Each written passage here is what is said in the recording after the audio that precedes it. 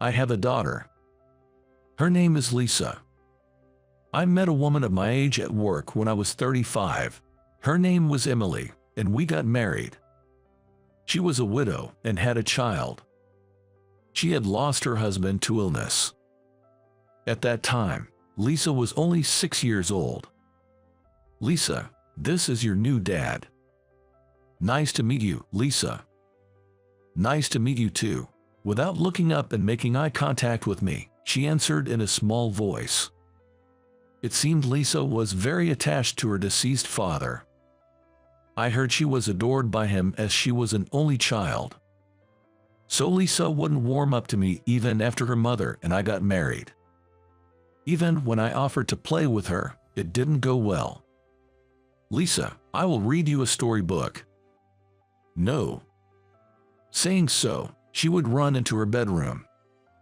I took Lisa on trips and to amusement parks, but she still wouldn't talk to me. It was understandable that she couldn't get used to the idea of a stranger, like myself, suddenly becoming her new dad. But still, it made me sad we couldn't bond at all. Emily said she'll open up to you someday, but that didn't happen. Lisa never called me dad. When I married Emily, I vowed to myself that I would love her daughter as my own.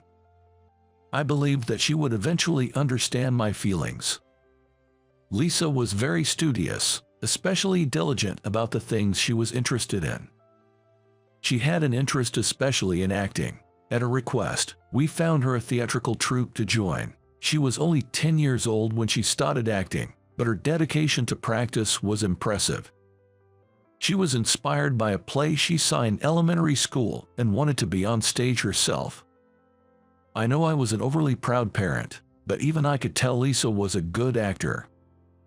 Whenever I heard Lisa was performing, Emily and I went to see her play. After the play, I praised her as much as I could, and the three of us went out for a nice meal. Lisa, your performance was wonderful. I was so moved at that particular scene that I couldn't help crying. Yeah.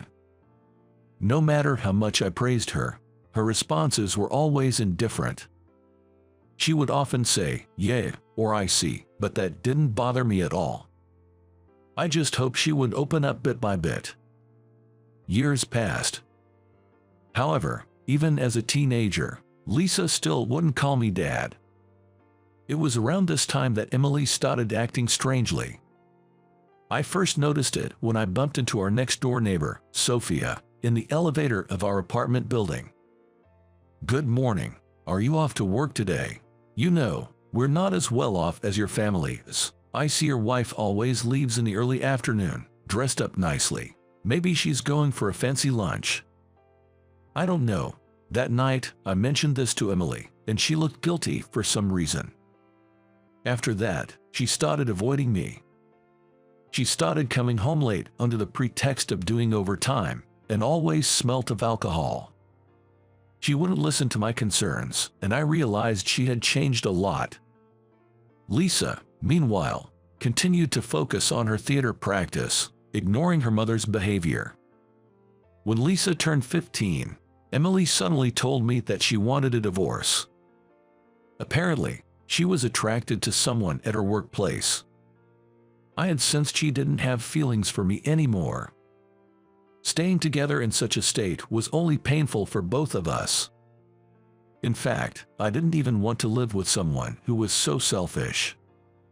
I said, I understand, and we both agreed to end our marriage amicably. Even though I knew the answer, I asked Lisa anyway, who do you want to live with, Mom or myself? Without hesitation, she said, Mom.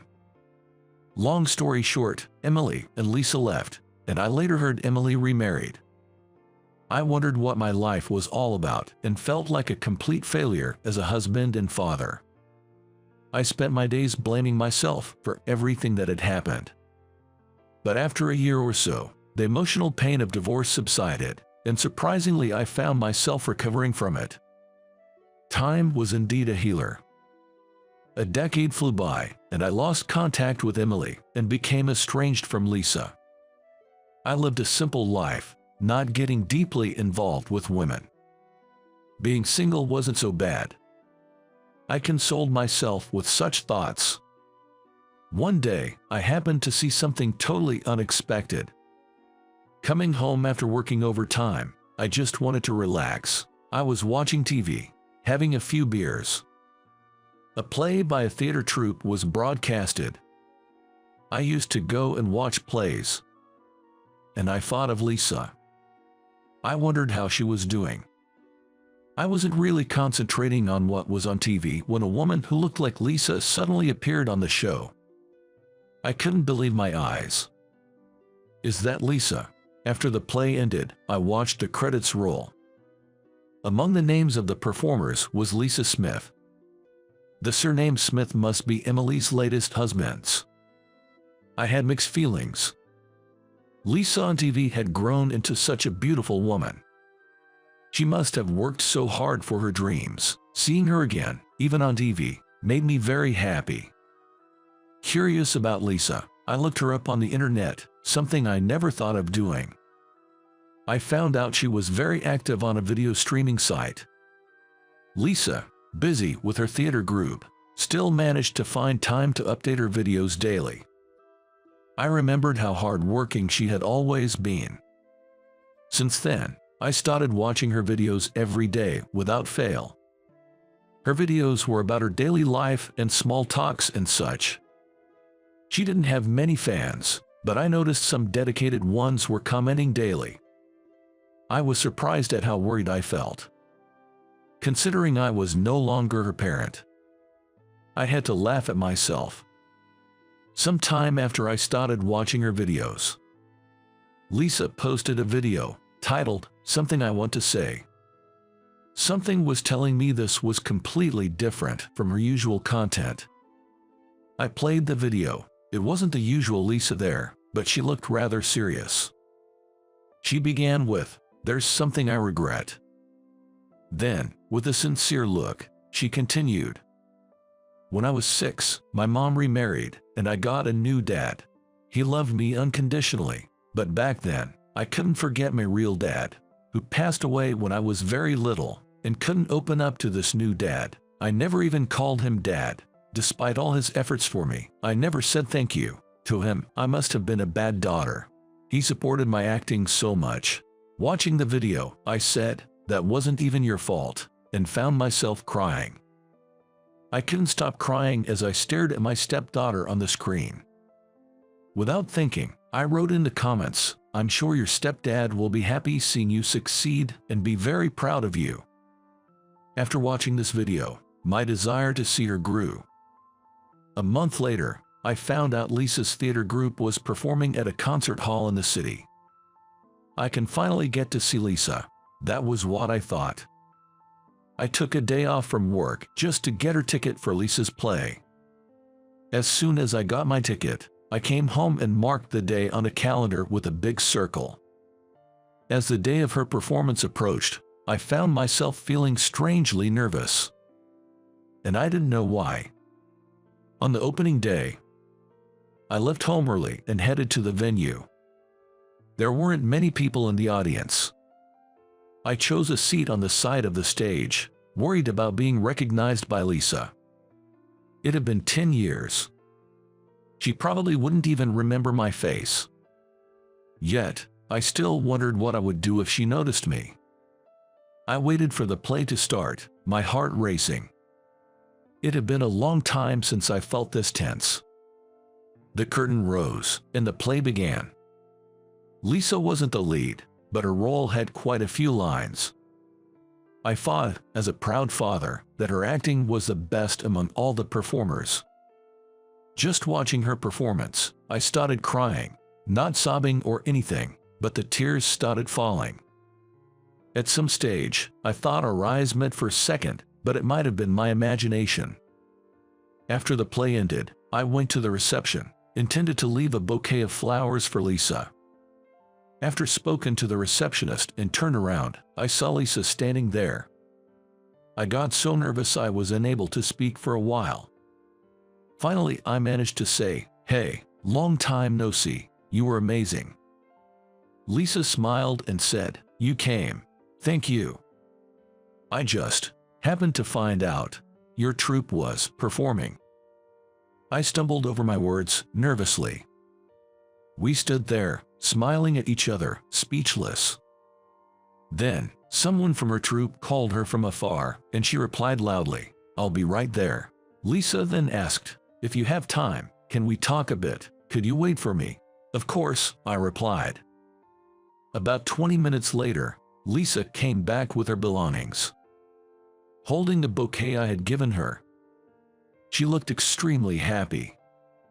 We walked to a nearby cafe. After some trivial conversation, as we started to feel more comfortable, Lisa began to speak. Looking down, I grew concerned at her sad expression and asked, "What's wrong?" Lisa shared bits about her life after Emily and I divorced. It seemed things didn't go well between her and her new stepfather. Also, after Emily remarried and had a baby son, she focused solely on him, neglected Lisa. Lisa left home as soon as she graduated high school and cut all her ties with her family. It was heartbreaking, and the tears spilled out of my eyes. "Must have been very hard for you. I'm sorry I wasn't there to protect you," Lisa said. "I'm sure I deserved it. Even though you raised me for several years, I never said thank you," she muttered through tears. Hearing this, I said to her, "Don't blame yourself. I was truly happy seeing you succeed. I am very proud of you." I realized I was repeating the same words I wrote in her video comment. Lisa looked surprised, then smiled. "I still think of you as my daughter, Lisa. It doesn't matter to me that we're not biologically related. If you ever need anything, don't hesitate to ask me. I'll do anything I can to help you." For some reason, I felt a bit embarrassed after saying that. Lisa looked delighted and said, "Thank you, Dad." From then on, I've never missed any of her performances. Sometime afterwards, Lisa got engaged and introduced her fiancé to me. "Dad, this is Steve. Steve, this is my dad. Nice to meet you." "Nice to meet you too." Steve was a senior member of her troupe and seemed like a fine young man. He said he fell for Lisa, seeing her giving 100% in everything she did. I thought he was truly a right man for her. All three of us started going out for drinks, and it felt as if I suddenly became a father of 2 children. I heard Emily, my ex-wife, was having troubles with her current husband. She was caught having an affair. She brought it on herself, though. "You're my only dad," Lisa said to me, as she handed me my lunch she made. Lisa looked me in the eye and smiled warmly. From now on, I will always want to be there for Lisa, protecting her as a father. "Seriously, how long are you planning to stay at the headquarters? You don't even have a desk and just run around the office. There's no place for a high school grad like you here." When I opened the door to the CEO's office, I was surprised to find Amy, the department head, sitting in the absent CEO's chair with an air of arrogance.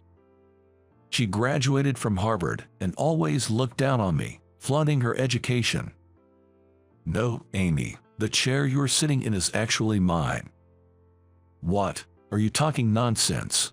Have you gone crazy from not fitting in at the headquarters?" "No, I mean it. The chair you're sitting in, the CEO's chair, is mine. Can you move out of the way?" After this, she is left slumped on the floor of the CEO's office when she discovers the truth. Her life was about to hit rock bottom. My name is Kevin Johnson. I was raised by a single mother after my parents divorced shortly after I was born. Their separation wasn't due to a bitter fight, but more because of differing values, so our relationship wasn't too strained. Even after the divorce, my dad continued to pay child support and we met regularly. He was a hard-working man and started talking to me about his job when I entered middle school. Eating the slightly fancy meals he treated me to, I thought to myself as a child that a lot of things can happen in a company. That also sparked my interest in joining the workforce. Gradually, I began to consult my dad about life's decisions. He was like a reliable figure, watching over me from a distance. After graduating high school, I joined a trading company. I consulted my dad about whether to go to college. I didn't have a specific field I wanted to study at that time. When I discussed this with my dad, he advised me to start working first. He had worked after middle school, experienced various jobs, and only then went to college. You'll only understand the real enjoyment of college after working and realizing what you need and what studies will enhance your skills, he advised. Besides, college tuition isn't cheap. It would be a waste to go without a clear goal. He generously offered to pay for my college if I ever decided to go, so I chose to enter the workforce first. I was assigned to a local branch of the trading company, which had a great atmosphere. The branch office had a great atmosphere, and although I had to work late every day to complete unfamiliar tasks, I never had any difficulties with relationships at all.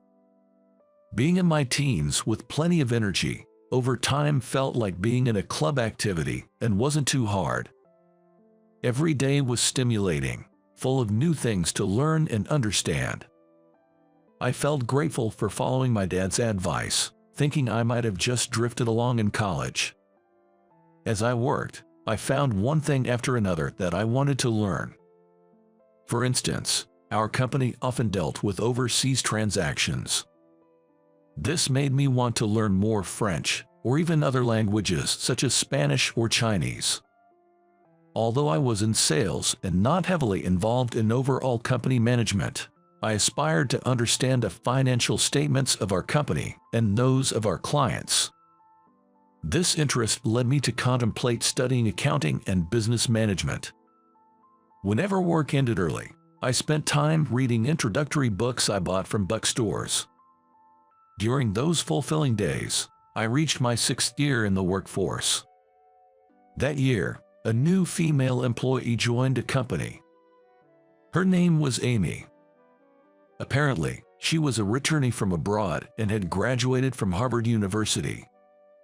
Moreover, her parents were a diplomat and a translator. Naturally, she was a bilingual, indispensable for our trading company. She was what you'd call a well-educated lady from a privileged background. Amy was as competent as the rumors had suggested, but she always seemed in a hurry, as if under pressure. It was like she had unknowingly labeled herself as someone who must excel. She was apparently polite to the employees around her, but I was a little wary because I felt that there was something hidden somewhere in her tone of voice that was condescending to them. My caution proved right when Amy's attitude towards me changed drastically one day. It was the day she learned I was from a single-parent family and only a high school graduate. Suddenly, her eyes turned cold and she said, "Oh, you are from a single-parent family and just a high school grad. How did you even get into this company? Was it through connections or something?" Despite being from Harvard and bilingual, Amy was still a junior colleague to me. I didn't want to lose my temper with her, so I brushed off her remarks and let it slide, though I was surprised she dared to say that to me. After that incident, Amy's language skills and negotiation prowess were recognized, and she was soon transferred to the headquarters. Of course, she didn't leave a good impression on me, but she probably didn't care. Once Amy moved to the headquarters, peace returned to the branch where I worked. I enjoyed my daily work in a good environment. By this time, I had gotten used to my job, and my overtime hours had decreased. I was thinking about going to a university, maybe through online courses or night classes, while continuing to work. So, I kept turning down offers to transfer to the headquarters. However, around my 10th year with the company, I could no longer refuse the transfer to headquarters. Saying goodbye to everyone at the branch who had nurtured me for 10 years, I got a bit emotional recalling a good and tough time since my high school graduation. Everyone at the branch was crying too, making me realize how great the environment had been. After the farewell party at the branch, on the day before my transfer, I had dinner with my father. He had lost quite a bit of weight since I last saw him. He wasn't suffering from any serious illness, but his aging worried me. Then, my father made a request, but I'll talk about that later. The next day, my first day at the headquarters, started with greeting rounds. I went through a number of departments throughout the head office and got to know everyone. Finally, though reluctantly, I went to greet Amy, who had become a department head. Well, you've come to headquarters. What can a high school grad from a single-parent family even do here? Come on, Amy, please go easy on me. Well, do your best, I suppose. Amy had become even more prickly over the nearly 10 years we hadn't met. Despite the struggles of working in a male-dominated company, looking down on others is not cool. I sighed. What bothered me about Amy was her tendency to belittle others based on things that were not of a person's nature, like being a high school grad or from a single-parent family. Amy didn't see who I really was. She didn't care of my 10 years of hard work and what I had learned in this company. Fortunately, I worked in a special department, so I didn't have to see Amy often, but whenever we met at meetings, she would find some way to prod at me. "Oh, Kevin, there you are. Did you even understand today's meeting, being a high school grad?" Yes, I did, obviously. Besides, I was the one who prepared today's meeting materials. Kevin, are you still at headquarters? I thought you would have gone back to the branch by now, or perhaps unassigned to a subsidiary. No, I came to headquarters for a mission. I wouldn't just go back to the branch so easily. I never talked back in reality, but I always had a retort in my mind. One day, I had to visit Amy's department for some work. "Emily, what is this translation? We can send such a document to our clients." "I'm sorry, Amy. It's my first time preparing a document in French." Amy was scolding a female employee in her department, making her kneel on the floor. "Amy, this is too much." I hurried over and helped the kneeling employee stand up. "Kneeling is not okay. Look, she's about to cry." When I reprimanded Amy, she snatched the documents I was about to hand her. "It's her incompetence that's the problem," she said angrily, tossing the documents onto her desk. "Thank you." The scolded employee thanked me, but Amy just returned to her desk without a glance at us. The rest of the department was working uneasily, watching Amy's mood. The atmosphere was far from pleasant. "Don't yell too much, okay?" I warned Amy, but she just shrugged her shoulders. It was about half a year into my days of running around the headquarters. I was called to the CEO's office and adjusted my tie, thinking the time has finally come. I did a full body check in the restroom, polished my shoes, took a deep breath, and headed to the CEO's office. When I opened the door, there was Amy, sitting arrogantly in a chair. "Amy, what are you doing here?" "Aha, Kevin, what brings you here?" "Well, I was called by the CEO. What about you, Amy? By the way, how long are you going to be at the headquarters? You're just running around without a desk. A high school grad like you doesn't belong here." "No, the chair you are sitting in, that's my chair." "What? Are you talking nonsense? Have you gone crazy because you don't fit in here?" "No, I mean the chair you're sitting in, that's my chair. The executive vice president's chair. Can you move?" You're not the executive vice president. What are you talking about?" Just then, the CEO walked in. "Amy, what are you doing playing around here? Do you have business with Kevin, the executive vice president?" "Mr. Wilson, the CEO. Kevin is really the executive vice president. Not just the executive vice president from today. Kevin is the CEO." Mr. Wilson, the former CEO and now chairman, slowly said this. "Yes. I was transferred here half a year ago as an executive vice president. And today, I was called to the CEO's office to receive my appointment as CEO. Moreover, Mr. Wilson is my father. Although we have different last names due to my parents' divorce, he is undoubtedly my father. He started this company while my mother was pregnant with me. He even secretly set up the company and started attending college without consulting my mother. After I was born, he focused solely on work and college, neglecting family and parenting. My mother, frustrated by his lack of communication and involvement, filed for divorce. Since the divorce, my father has dedicated himself to work, but recently his health has been declining. Thankfully, no major illness has been found, but years of overworking have led to minor health issues. He decided it was time to step back and wanted to hand over his company to me. That's why I've been so busy at headquarters for the last 6 months, preparing to take over as CEO. I had always planned to eventually take over as CEO, so I was somewhat prepared. My initial assignment to the branch office was to ensure I was familiar with its operations before becoming CEO. Amy, there should be a company-wide email about the announcement. Check it. A notification sound chimed. I prompted Amy to check her email. The email announced Mr. Wilson's resignation as CEO and his new role as chairman, my promotion from executive vice president to CEO, and also Amy's assignment to a subsidiary. Amy is indeed capable, but her attitude towards her subordinates has garnered poor reviews. Apart from making an employee kneel, there have been various complaints about her behavior. When I prompted Amy to read the email, she seemed to understand everything. That I was also the president's apprentice, working on internal investigations. That she had continued to belittle me. That she had yelled at her subordinate in front of me, the next CEO.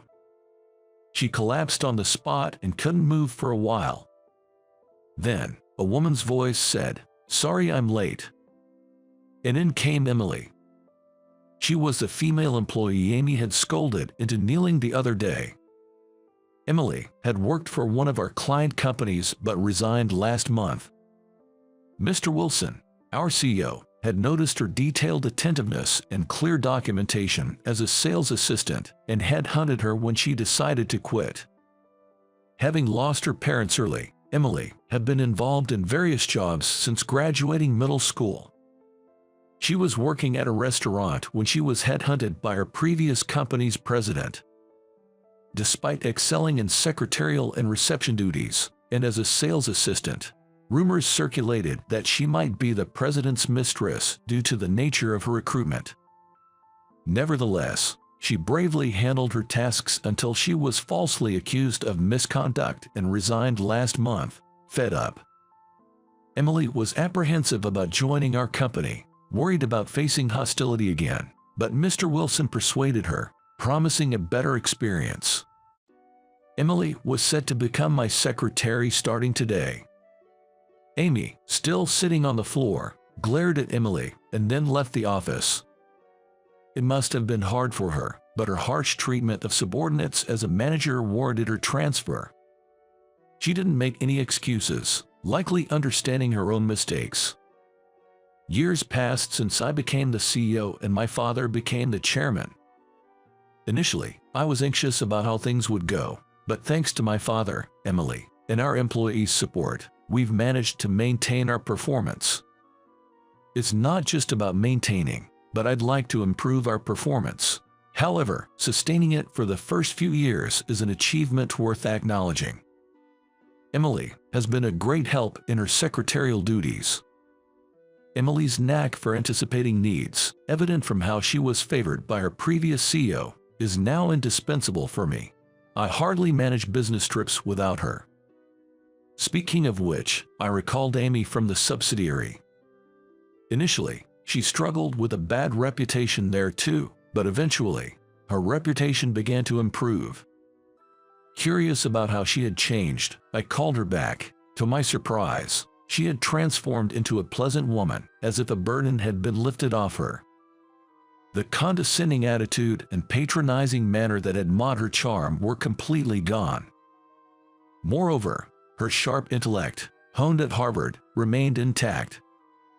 She started receiving praise from colleagues and no longer attracted any negative feedback. Feeling confident about her transformation, I promoted her to a department manager. Some time after her promotion, I randomly encountered her at a diner during lunch break. Mr. Johnson. Instead of being resentful, Amy graciously offered me a seat opposite her. Amy, you've really improved at work. Everyone is grateful. No, I'm embarrassed. How can I apologize for my disrespect towards you? No need to apologize. Who you are now is what matters.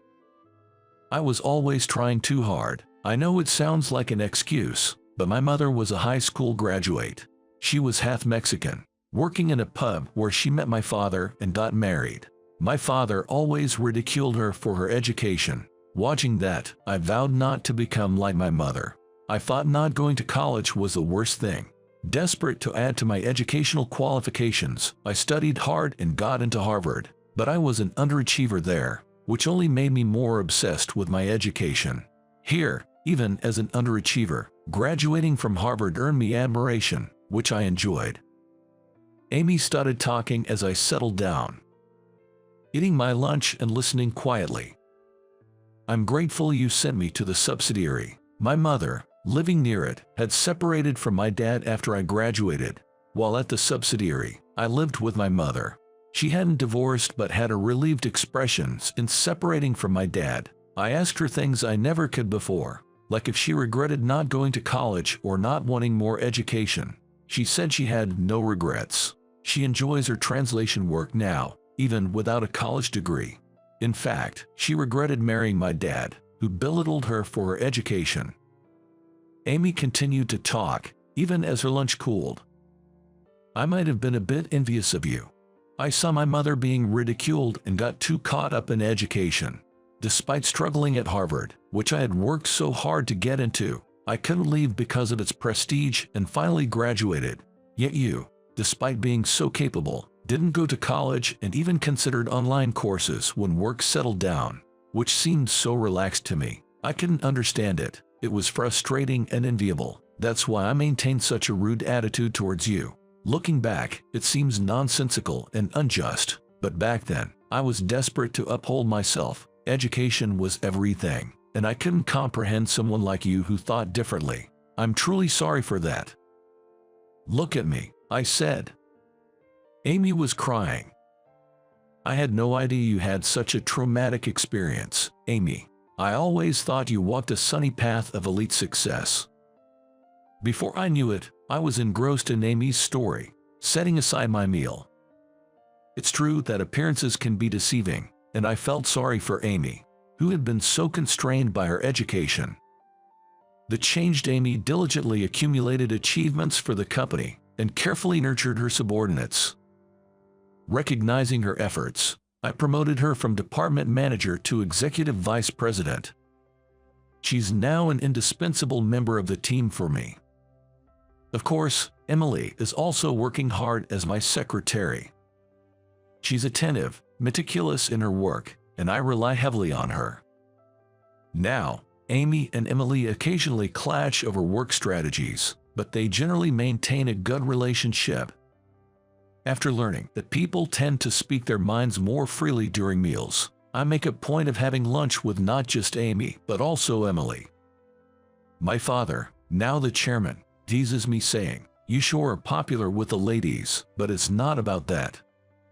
It's purely about understanding my subordinates' honest opinions to facilitate smooth operations. Speaking of which, my parents have been dining together more often since I transferred to the headquarters. My mother initially complained, "What now, after all this time?" But she seems fulfilled knowing my father has always cared for us, and my appointment as CEO perhaps filled a void for her. Lately, she's even started saying, maybe I could remarry that man again. As for myself, I've decided to start attending university through online program this spring. Now that I'm more accustomed to the role of CEO and clearly see my areas for improvement, I believe university will be very rewarding. Hearing this, Emily asked if she could also enroll in an online high school course. My answer was, of course, yes. Age doesn't matter when it comes to learning. There's always a time in everyone's life when it's the right moment to learn. For Emily and me, that time is now. I jokingly asked Amy, "Why don't you go back to college too?" She declined, saying, "I don't want to lose Harvard as my final alma mater. But if she ever wants to learn more, I think she should go back to college, even as a non-degree student. We can all educate ourselves at any age. It's about receiving education when it's needed." With these thoughts, I'm about to welcome my first spring as a university freshman. My name's Joe. I'm just an ordinary office worker. I haven't made much headway in my career, now at 41, but I have an irreplaceable family. I met my wife, Amy, 15 years ago, and we got married. This year, our eldest daughter, Emily, is in 5th grade, and our son, Ethan, is in 3rd grade. I've been living a happy life, blessed with children. But suddenly, I was thrown into the abyss. It all started with a call from my manager, Keith. "Joe, I need you to go out of state for a bit to acquire some new clients. Can you handle it?" He asked me to go on a business trip for about 2 weeks. "Sure, no problem. Sorry to always ask you, especially with kids at home. Thanks, I appreciate it." After getting home, I told Amy about the business trip. Then, turning to my kids, I nervously asked, "So, I'll bring back some souvenirs. What would you like?" Ethan looked up at me, slightly puzzled. It felt awkward. When was the last time I really talked with my kids? "Emily, what about you? Anything you want?" I asked her, but she just replied, "Whatever," without even looking at me, her eyes fixed on the television. Lately, she's been a bit rebellious, and I can't help but sigh. "So, you're back in 2 weeks, right?" "Yeah." Amy strangely insisted on knowing the exact dates of my business trip. At that time, I just thought it was typical housewife stuff and didn't think much of it. But a week later, I would know the reason behind her behavior. The business meetings went smoother than expected, and I finished the contract earlier than planned, so I reported this to Keith. "Great, so come on back now. The rest of the time, consider it a vacation," Keith said, and I headed home with a spring in my step. Of course, I was carrying souvenirs I had promised for my family. Wondering if everyone would be happy, my heart swelled with anticipation as I stood on the platform at the transfer station, and then I saw Amy. "Hey, isn't that you, Amy?" I called out and ran toward her, waving. Thinking she might be shopping, I was surprised when she looked shocked to see me. I was puzzled by her reaction when I noticed a man standing next to her, previously hidden by the crowd. My eyes widened. She was arm in arm with a young man. "Hey, Amy, what are you doing here?" I shouted, confused. But she retorted, "Wait, you're supposed to be back next week. Why didn't you tell me?"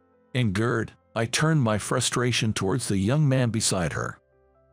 "Don't mess with me. Stealing someone's wife." I was about to confront him when Amy stepped between us, saying, "It's not Ken's fault." The name of Amy's lover seemed to be Ken, but that didn't matter to me. Seeing them both carrying large bags, it was clear they were planning a trip. When I realized this, I was stunned. "You mean to tell me you left the kids alone?" When I said that, she, either defiant or amused, suddenly started laughing.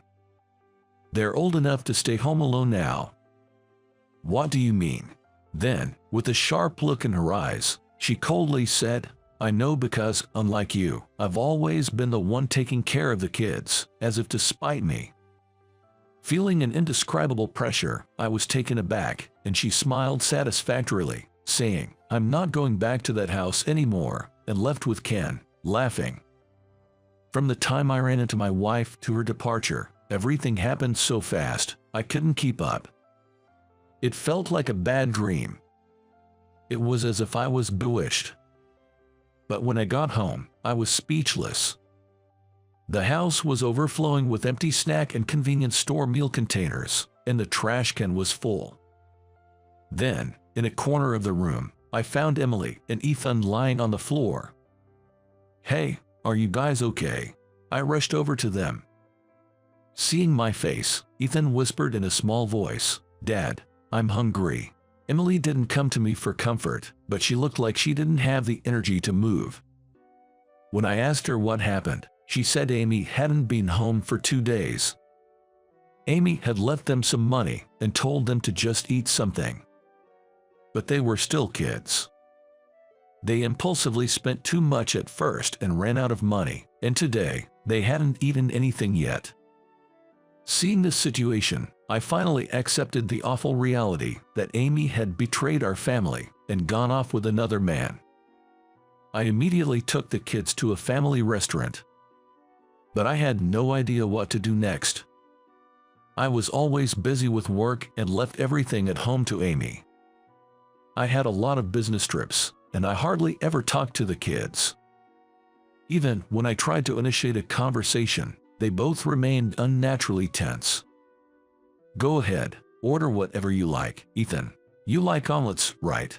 I said, pointing to an omelet on the menu, trying to lighten the mood, but Ethan murmured with a disappointed look, "I'm allergic to eggs." Then, Emily sighed at me and started choosing from the menu herself. Even during the meal, all my attempts to talk to them felt awkward and out of place. I know because, unlike you, I've always been the one taking care of the kids. Her spiteful words before she left with Ken kept echoing in my head. Maybe I have a lot to reflect on as a father. With that thought, I wolfed down my meal, channeling my frustration into it. From that day on, I started taking care of the kids, struggling with unfamiliar tasks like cooking, laundry, and cleaning. There was no sign of Amy coming back. She probably started a new life with that man, Ken. Still, when did she meet that guy? Thinking about it, I might not have been paying much attention to her lately.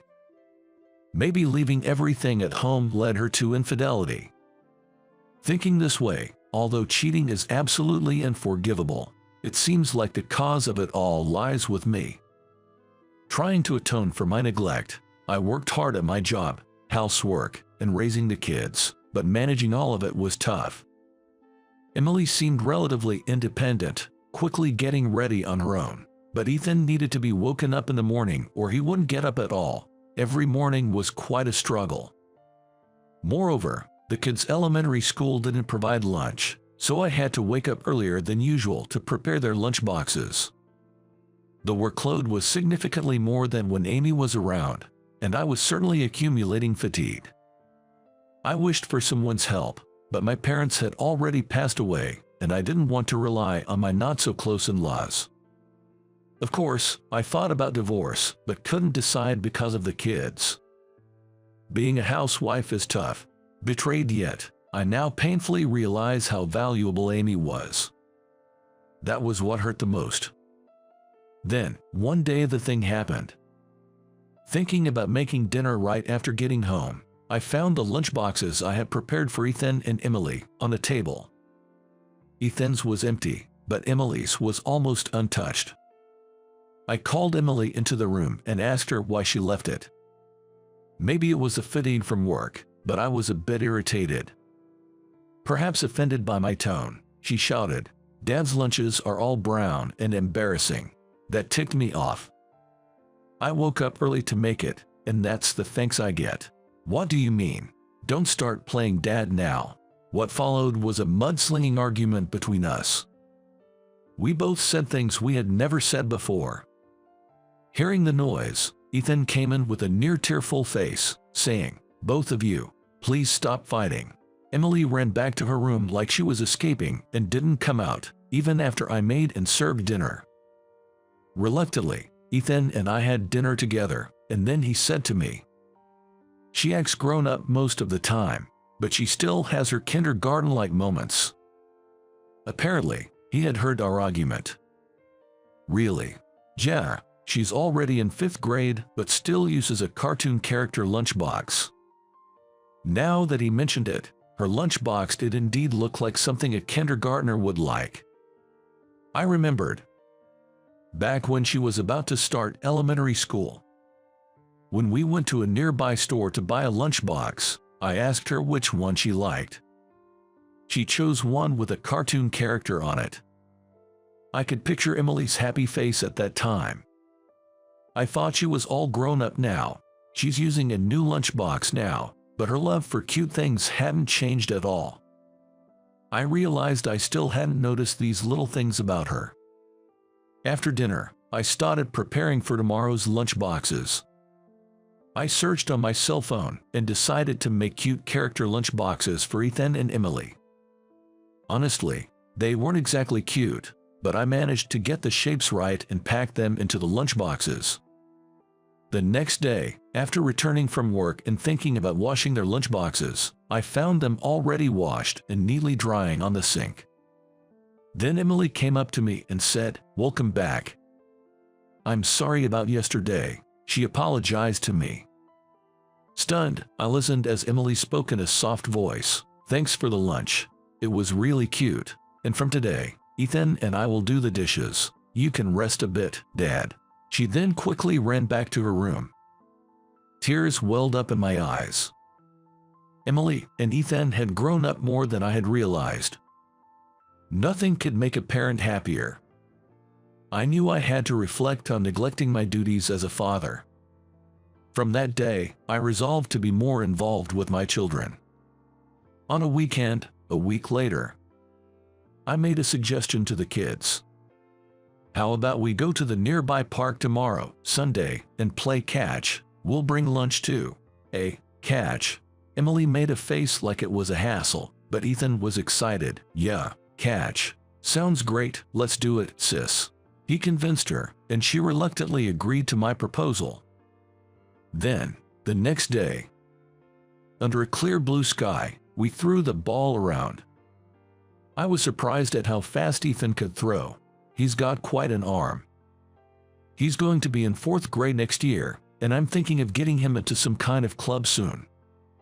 Emily, on the other hand, seemed to struggle a bit with sports. Most of her throws were bouncing to me. But even if she's not good at sports, there must be many other areas where she can shine. Playing catch made me feel like we truly connected. I spread a sheet on the ground and opened the lunchboxes. Wow, amazing. Ethan's eyes sparkled as he looked at the meatballs and omelet. "Pretty cool, huh?" Emily helped me with this part, right, Emily? When I said that, she showed a slightly embarrassed expression. Ethan, eating the omelet Emily made, exclaimed, "Wow, delicious." I didn't miss her shy smile at his reaction. "I'm so happy," I muttered quietly, so the kids wouldn't hear. Ever since Amy left, I've rediscovered the warmth of being a family. Still, I wonder what she is doing now. I found myself thinking about her. But if she said she's not coming back, there's nothing I can do. I've been planning to file for divorce soon. However, one day, the doorbell suddenly rang. When I opened the door, I was shocked to see Amy standing there. "Amy," I blurted out, and Emily and Ethan came out of the room. They were just as stunned to see their mother, who was supposed to have left. "It's been a while." Amy said this with a smile lifting the corners of her mouth. Her expression appeared to be one of self-mockery. She then told me that she had been dumped by that young man, Ken. Amy and Ken had met on a dating app. I never would have dreamed that my wife, who couldn't even use a computer, was using such a modern site. But in the end, she felt foolish and humiliated, admitting to me that she was just toyed with by a younger man. I didn't feel any pity for her. If there is such a thing as what goes around comes around, then Amy had just received her due punishment. Either way, it didn't matter to me. "Is that all you have to say? Sorry, but I plan to file a divorce next week. Please, don't involve yourself with us anymore." I tried to dismiss Amy indifferently. But at my words, Amy's eyes widened and she glared at me as if infuriated. "Fine. It's not like I want to get back with you now, but listen." Then Amy made a shocking statement. She yelled at me, demanding, "I will take care of the kids." Naturally, I refused, telling her not to joke around, but that's when her anger reached its peak. You've always been focused on your work, neglecting us. It's all because you never acted like a father. You never helped with housework or parenting. How can you raise the kids if we're divorcing? I'll take the kids and you pay child support." Amy ranted at me. I thought it was an incredibly selfish defense, but I couldn't deny that I hadn't taken care of the kids before, leaving me speechless. I don't want to be separated from my children. But above all, I want to prioritize Ethan and Emily's happiness. Would it be better for them to be with their mother? As I remained silent, Amy seemed pleased, twisting her lips into a smile. "Kids need their mother after all. Come on, let's live together again," she called out to them in a gentle voice. But then, something unexpected happened. "I hate Mom. I want to be with Dad." Ethan suddenly burst into tears. Amy was visibly confused by this response she hadn't anticipated. "Why, let's live with Mom again," Amy said with a trembling voice, but then Emily declared, "I never want to live with Mom again," in clear words. Then Emily revealed something shocking. "Mom, I won't let you forget. You always left us at home, brought your lover home while Dad was away, and even tried to make Ethan call him Dad." Tears were overflowing in Emily's eyes. They were tears that seemed painful to speak through. I was shocked and immediately confronted Amy.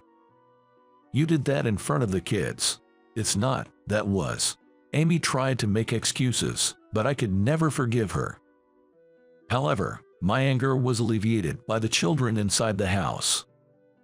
"Mom, just leave. I want to play catch with Dad again," Ethan shouted, and then Emily, with a trembling voice, added, "We'll live as a family of 3. Mom, please leave by yourself," as tears kept dripping down her cheeks. Amy stood there in a daze, looking deeply hurt by the children's words. Eventually, with a look of dejection, she dropped her shoulders and left without saying anything. I immediately rushed to the kids. They continued to cry. Their tears might also have been from the guilt of driving their own mother away.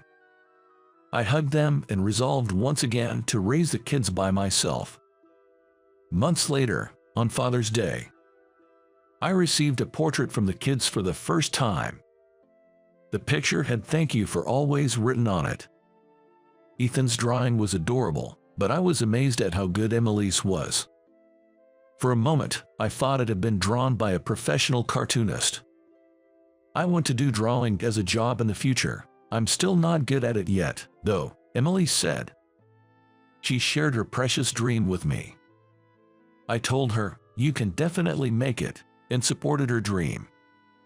I plan to treasure this picture I received from Ethan and Emily for a lifetime. And I want to continue watching over their growth, right by their side. My name is Kevin. I'm an office worker, but there's been a long-standing feud in my department. It's with my boss, Tom. Tom and I always seem to clash. Tom, I really think that approach is bound to fail. Let's plan this out properly. Tom's work is always sloppy, and it causes trouble for the other employees. Everyone is too scared to stand up to the fearsome boss, but I'm the only one who speaks out. Ah, shut it, Kevin. You're so annoying, Tom would say with an annoying sigh, often leading to a big argument. Today was no different, with Tom and I at odds again. What was unusual was that despite being lectured in front of the other employees, a humiliating situation, Tom kept smirking triumphantly. What's with that attitude? If you have a problem, just say it. Then Tom said, "It's because of your attitude, that you're a failure as a husband." His smile was like that of a devil, as if he knew everything about my private life. Tom slyly covered his mouth and said, "Oops, can't say any more than that," before heading outside for a smoke. I couldn't stop thinking about what he said and immediately followed him. I have a wife named Emily, 2 years my junior, but our relationship hasn't been great lately. I called out to Tom, who was about to light a cigarette, and asked him what he meant by his words. Tom smirked, lit his cigarette. and after blowing out a cloud of smoke, he dropped a bombshell. Emily is going to remarry me. What? My hand trembled slightly. Tom said mockingly, "It doesn't matter to you anyway, right? You are planning to divorce her soon anyway, right? It's true that things between Emily and me had been deteriorating. But I loved her. I had no intention of divorcing her. I wanted to work on mending our relationship."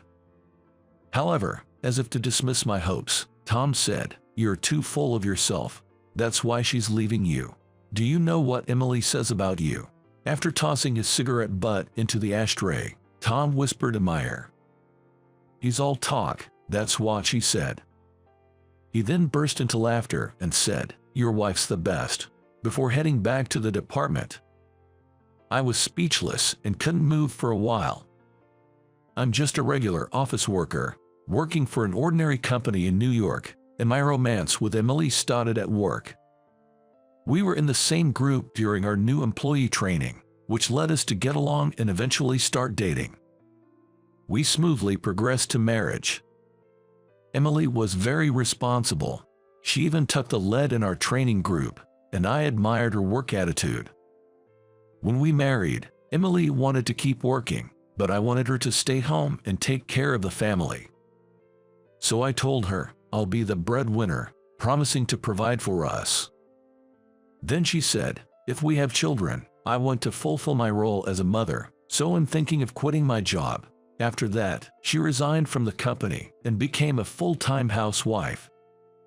But actually, that might have been the point when she started to change. The biggest issue between us was that we didn't have any children.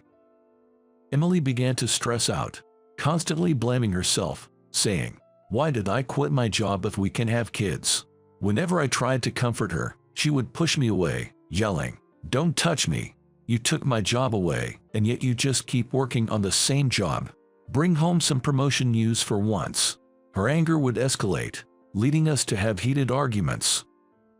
For over 6 months, Emily and I went through a rough patch, and during that time, she might have been secretly meeting with my boss, Tom. Apparently, she called me just all talk. Indeed, my manly promise of "I learn for us" meant nothing if I couldn't fulfill it. I remember Tom always favored Emily, and they might have kept in touch even after I married her. Seizing the opportunity as our relationship soured, they probably started an affair. I wanted to confront Emily about everything.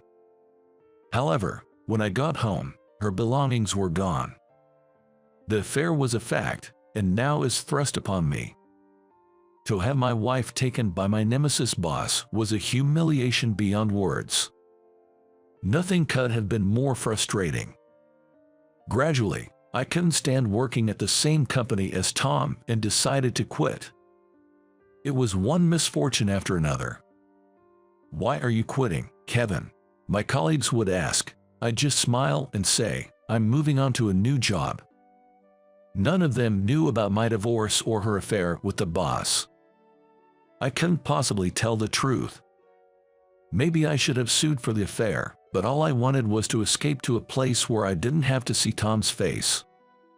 Perhaps there was also a sense of guilt for not making Emily happy. Being alone in the house made me feel even heavier. The absence of Emily made our 2-bedroom apartment feel even larger. Though I told my colleagues I was getting a new job, I had no motivation or plans for job hunting and aimlessly wandering around. Suddenly, I found myself in the nightlife district. Maybe I should drink my sorrows away just for tonight. Standing in front of a bar that caught my eye, I resolved to drink until morning in a fit of despair and reached for the door. At that moment, I heard a woman's voice saying, "Oh, there you are. I've missed you so much." Startled, I turned around to see an unfamiliar woman who then grabbed my arm and behaved as if we were a couple, leaving me in utter confusion. What?" The woman, still clinging to my arm, asked. "Where are we going tonight? Who is this woman?" However, I noticed her arm trembling slightly, and her smile seemed to mask fear. Something must be up. Thinking quickly, I played along. Well, let's go to a place you like. When I said that, she slightly nodded and eagerly said, "Yay, follow me, please." I followed her lead. She took me to a nightclub. Standing in front of the club, she sighed in relief. "Thank you for going along with my story. I managed to get through thanks to you." The woman thanked me. Her name was Ashley, an alias she used at the club. I was invited by Ashley, "Please come with me," and guided me to a seat.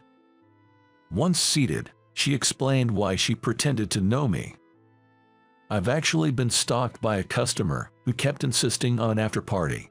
He's this awful old guy who would touch my butt and stuff. I always refused because who knows what he might do if I went with him."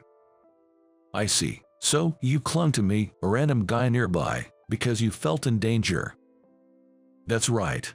It was just awful, but I was saved because you were there. I really like dependable men."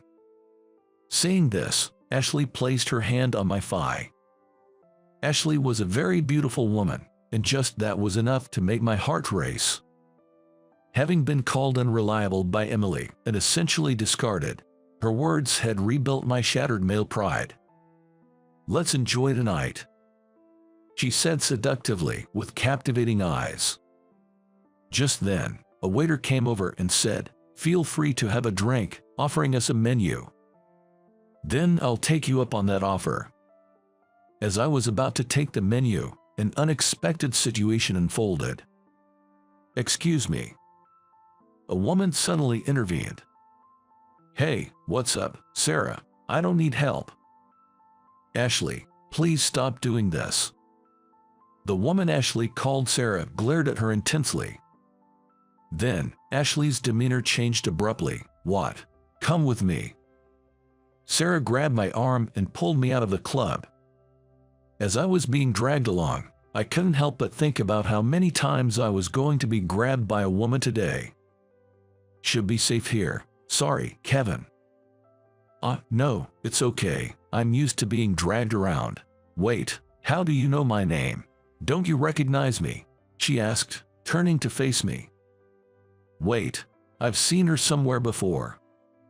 After staring at her for a while, I suddenly exclaimed, Lily, is that you, Lily?"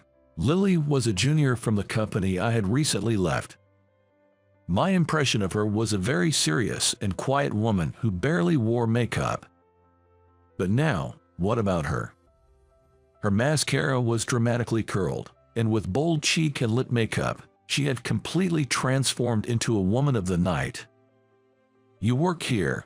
I asked, and Lily nodded. Sarah was her alias in the club. I knew the company allowed side jobs, but I never imagined she had this other side. "When I saw you come to the club, I was surprised, but since you left the company recently, I thought it wouldn't be a problem to talk to you. I didn't want to see a former senior getting tricked." "What do you mean?"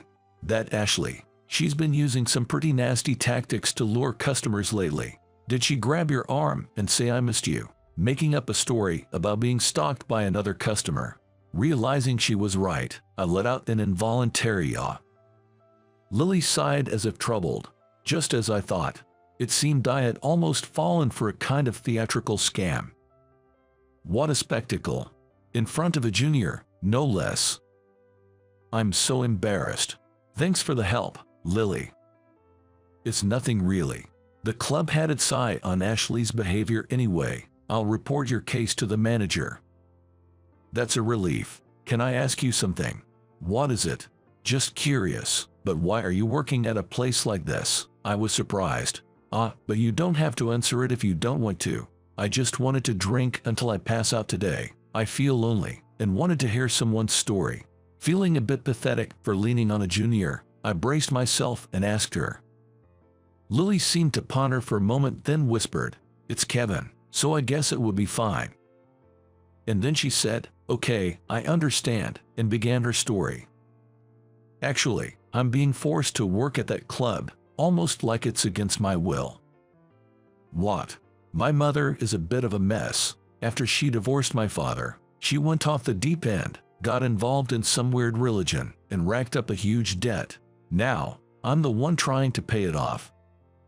But, that's your mother's debt, not yours, right? Then Lily turned her face away. I've always done whatever my mother told me to. She demanded money, so I just followed her orders. Lily shared that she grew up enduring violence from her mentally unwell mother, which made it hard for her to defy her. I used to be a brighter girl, but ever since my mother changed, I've become shy and gloomy. I hate what I've become. She, who was always expressionless, distorted her face only when saying these last words. It must have been a very difficult life. A life bound by her mother. Watching her, I strangely felt the urge to help. Why don't you just run away from your mother? Lily looked at me with surprise in her eyes. But, I've tried to run away so many times, but I'm scared. Her presence is just. Her shoulders were trembling slightly. She might have been reliving unpleasant memories. I gently placed my hand on her shoulder. Then let me help you talk to your mother. Why would you go that far for me, Kevin? I shrugged and gave her a smile. I had divorced. You know about Emily, right? She was having an affair with Tom. A divorce, really? I said yes and tried to smile. But inside, I felt like crying. I ran away from that job. I had to escape. It's embarrassing and pathetic, but I ran and ran. I repeated the word ran and then said, I'm trying to grab onto the next happiness. I surprised myself. Just moments ago, I was in the depths of despair, but now I could say something so positive. It's okay to run from the past now. Next time, you just need to find happiness in the future. It felt like I was telling myself more than Lily. Right, I should also look forward. The reason I wanted to help Lily was that I saw her in the same brink of despair as I was. When I looked up, our eyes met. Lily, with a slightly apologetic expression, asked, "Will you really help me?" "I definitely will," I replied, and later arranged to meet with her mother. A few days later, I went to Lily's family home and met her mother. "Could you please let your daughter go? Let her be free." But her mother yelled, "Don't stick your nose into other people's family matters. Your daughter is an excellent worker, but if she keeps juggling a day job and a night job, she'll break down eventually. Are you okay with that?" I found myself shouting. Still, her mother refused to listen and threatened, "If you say another word, I'll call the police." But then, Lily, with tears welling up in her eyes, said, "Mom, please stop. I'm going to leave you, Mom." It seemed my words had given Lily the courage she needed. Despite her long-standing fear of her domineering mother, she now confronted her with all the frustration she had been holding back. It was an ordeal so terrible that I wondered if it was even appropriate for me, an outsider, to hear. The realization that her daughter was truly leaving must have struck her mother, who then pleaded, "Please, don't abandon me." But Lily's resolve didn't waver, and finally, she said goodbye, pulling my arm as we left the house. On the way home, Lily asked me, was this the right thing to do? It was good. Take some time away from her. You can meet her again later. For now, just take care of yourself. As I said this, Lily seemed to find some resolution and showed me a smile for the first time, saying, "You're right. Let me treat you to something as a thank you next time." Her smile seemed to soothe my troubled heart. I never knew Lily's smile could be so lovely. I found myself gazing at her for a long while. From that day on, our relationship changed from former colleagues to companions who had shared tough experiences. Later, Lily and I started dating. She became brighter and more beautiful, always sharing smiles with me. Then one day, I ran into the most unexpected persons. It was my ex-wife Emily and my former boss Tom.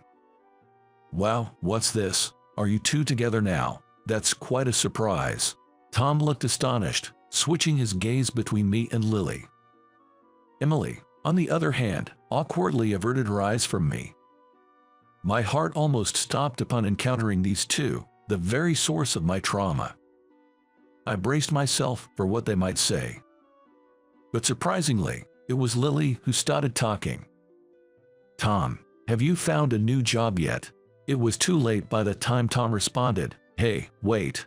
Emily turned to him, demanding, "What do you mean new job?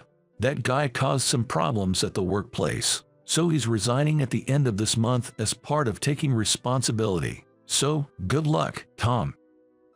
Lily said this and then pulled my arm, saying let's go, as we walked past them.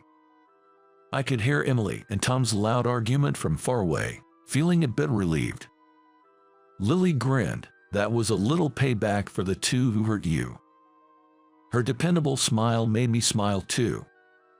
With Lily, I felt I could find happiness again.